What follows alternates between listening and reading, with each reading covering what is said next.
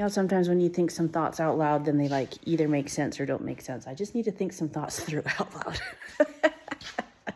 Okay, so I'm thinking about this repair that I need to do.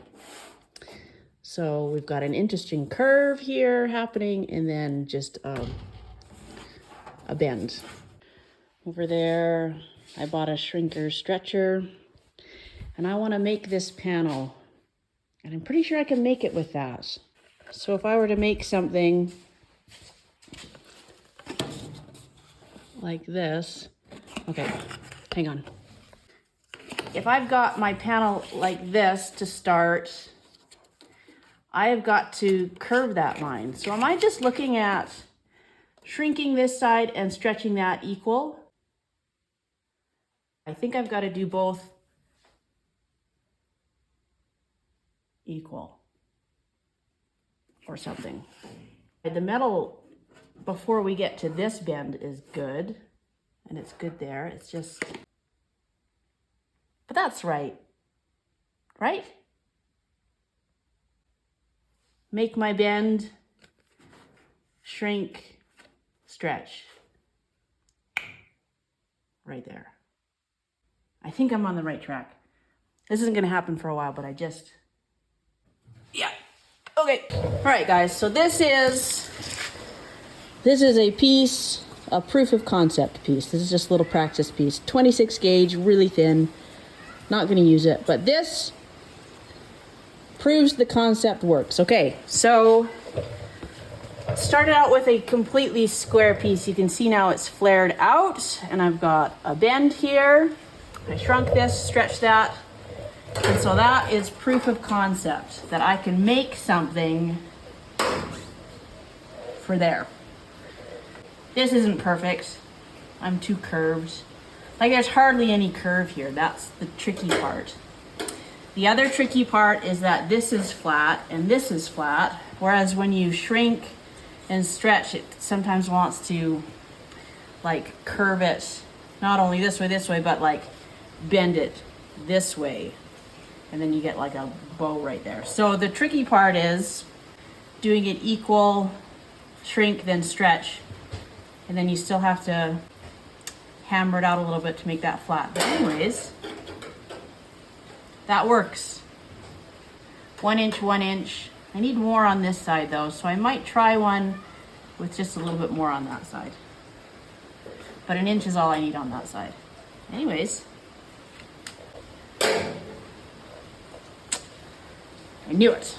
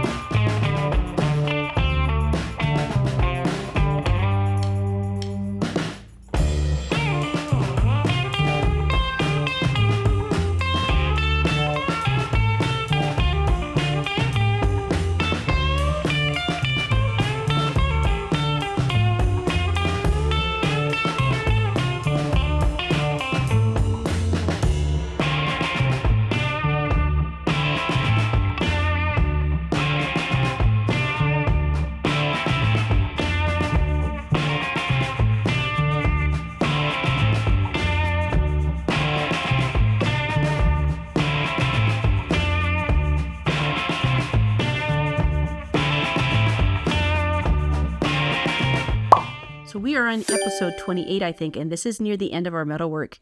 And this is a job that I specifically left right close to the end because I knew that there were some things that I was going to have to do in this repair that I wouldn't have been able to tackle early on. And this is also one thing in the early days of getting this car, and I remember taking the fender off and looking at those bolt holes and wondering right in that moment, am I going to be able to do this? So early on, I knew the difficulty of having to kind of repair this section. But we went forward anyways, kind of trusting the process that as I went, I would maybe pick up on some things. I would be able to build some skills and some confidence too to be able to tackle this.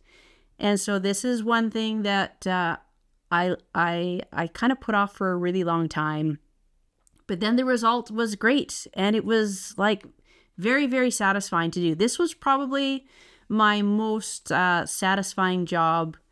I liked this one the very most just because it worked out in, exactly the way in my mind I wanted it to work out. So one thing about this area is there is not really a suitable replacement piece for that quarter panel curve where the bolts holes, so where the fender bolts onto the quarter panel, that front quarter panel, there really isn't an appropriate aftermarket part unless you want to buy the whole thing. And who wants to spend that kind of money to cut out this much? So I knew that I was probably going to have to fabricate something, and I had to think about that for a long time. And eventually I settled on something that I had thought about, and in my mind it was going to work. And so finally, again, it was right at the end. I think at this point I had finally got like a sheet metal brake. And then finally at this point I was like, okay, let's invest in a little shrinker stretcher. And I just got kind of a cheap one. I think I got it at Harbor Freight. It didn't cost very much money. And I got it specifically for this job. I think I did eventually, I did use it for a couple other things since that job. But at this point, it was just like, well, if I'm going to fabricate these little pieces, on my own, there are tools that I'm just going to have to invest in. But the investment of the tools was going to be less than trying to track down, a parts car that I could cut the piece out of. It was just going to be faster and more economical. So I won't go much into how I made it. I think I talk about that in the video enough. And so the only other thing I want to talk about really, because I think I talk a lot in this video, so you don't need me talking extra. I think it's kind of a supersized video. But one thing I will talk about is at the end when I add the nuts, because, I put the panel in there, but they still needed like the little bolt holes. And my go-to for that is I just like to take a nut and a washer. So I just, put the nut right on the washer with the opening, and I weld the nut to the washer. And then I make an opening and I weld it to the body. That's my preferred method. You can get actual sort of little replacement pieces for those, because I think those can often kind of pop out. So you can get an actual replacement. But if you don't have, if you have spare parts just in a drawer somewhere, you can clean them up, weld them up, and those will work really good. I have had questions too before about why I don't use nutserts. Now, nutserts have their place. Nutserts are great for certain applications, like especially if you maybe can't get behind the panel, or it's, in an inaccessible, like there are certain applications for a nutsert that is what you would want to use. But personally, for myself, and this is only my opinion, and this is also just from observation, I've never actually used a nutsert because, a nut and a washer is like $2, and I don't want to go buy a $50 kit. That's also part of it, let's be real.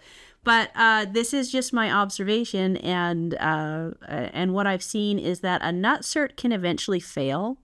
Like they're don't get me wrong, they're a good product and they have their place, but they can eventually fail. That is something that a nutsert, it has limitations.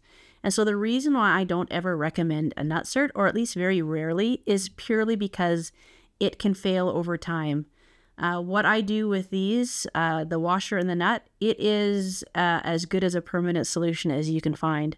So if you want to use a nutsert for these areas, I think it's okay. Actually, for a fender, I wouldn't use it for a fender, but there are some other places where people have asked, well, why not use, a nutsert?